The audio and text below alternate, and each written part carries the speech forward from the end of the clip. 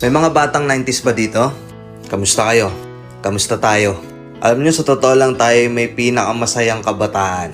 Tayo yung mga kabataan noon na napakababaw ng kaligayahan. Tayo yung mga batang batak sa arawan kahit napagalitan ng magulang, okay lang basta makipaglaro sa mga kaibigan. Di natin alam kung ano yung teknolohiya. Di natin alam kung ano yung cellphone.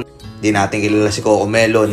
Kontento na tayo sa mga laruan natin at sa kung ano yung meron. Tayo yung mga batang halos makompleto natin lahat ng laruan sa Jollibee at McDo. Bumibili tayo ng tig-pipisong laruan baka sakaling may laruan doon sa loob. Naalala nyo? Noong mga panahon, naghahanap pa tayo ng gagamba kung saan-saan. Naghahanap tayo ng mga sanga ng puno para makipaglaro ng baril-barilan. Kukuha tayo ng gulong sa tabi-tabi tapos pagugulungin lang natin kung saan-saan.